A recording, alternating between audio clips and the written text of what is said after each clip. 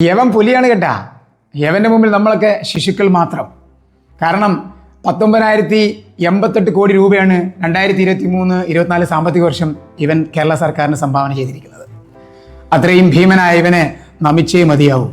തീർച്ചയായിട്ടും നമ്മൾ മനസ്സിലാക്കേണ്ട കാര്യം, കേരള സർക്കാരിന് അല്ലെങ്കിൽ നമ്മുടെ സർക്കാരിന് ലഭിച്ചുകൊണ്ടിരിക്കുന്ന വരുമാനത്തിന്റെ 1/4 ഭാഗം സംഭാവന ചെയ്യുന്നത് ഇവനും ഇവന്റെ കൂടെ ലോട്ടറിയുമാണ്.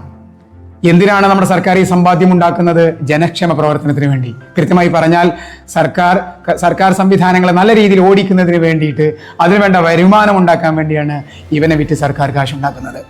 ഇവനെ ഉപയോഗിക്കുന്ന ആളുകളോ, ഇവനെ അകത്താക്കി വാഹനം ഓടിക്കുന്നവൻ ഒരുപക്ഷെ അവന്റെ ആരോഗ്യവും മറ്റുള്ളവരുടെ ആരോഗ്യവും അപകടത്തിലാക്കുന്നുണ്ട്. ഇനി വാഹനം ഓടിക്കാതെ വീട്ടിലെത്തുന്നവനോ, അവനെ കെട്ടിയോളെയും കുട്ടിയോളെയും തല്ലുകയും കിട്ടുന്ന വരുമാനത്തിന്റെ 90% ഇവന് വേണ്ടി ചെലവാക്കുകയും ചെയ്യുന്നു.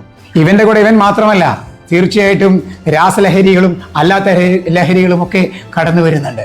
ഇത്തരം ലഹരി സംവിധാനങ്ങൾക്കെതിരെ വളരെ ഘോരം പ്രസംഗിക്കുകയും അതുപോലെ തന്നെ പ്രോഗ്രാമുകളും ക്യാമ്പയിനുകളും സ്കീമുകളും നടപ്പാക്കാൻ ഒരു ഭാഗത്ത് സർക്കാർ സംവിധാനങ്ങൾ ഉണ്ടാകുമ്പോൾ, മറുഭാഗത്ത് ഇത്തരം സംവിധാനങ്ങൾ നിർബാധം ഉപയോഗിക്കാനുള്ള നിയമവശങ്ങൾ അല്ലെങ്കിൽ നിർബാധം ഉപയോഗിക്കാൻ വേണ്ടി നമ്മുടെ സർക്കാർ സംവിധാനം തുറന്നു കൊടുക്കുകയും ചെയ്യുന്നതാണ് ഏറ്റവും വലിയ പൊരുത്തക്കേട്, ഏറ്റവും വലിയ വിരോധാഭാസം എന്ന് പറയുന്നത്.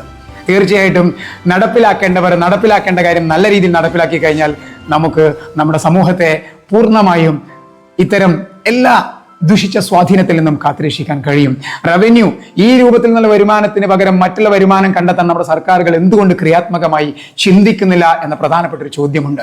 സ്വന്തം ജനങ്ങളെ ആരോഗ്യം നശിപ്പിച്ചുകൊണ്ട്, ചിന്താശേഷി നശിപ്പിച്ചുകൊണ്ട്, ഒന്നിനും പറ്റാത്തവരായി മാറ്റിക്കൊണ്ട് അവരിൽ നിന്ന് വരുമാനം ഊറ്റിയെടുത്ത് അവർക്ക് വേണ്ടി തന്നെ ജനക്ഷേമ പ്രവർത്തനം നടപ്പിലാക്കുന്നതിന്റെ ഔചിത്യം നമുക്ക് മനസ്സിലാവുന്നില്ല.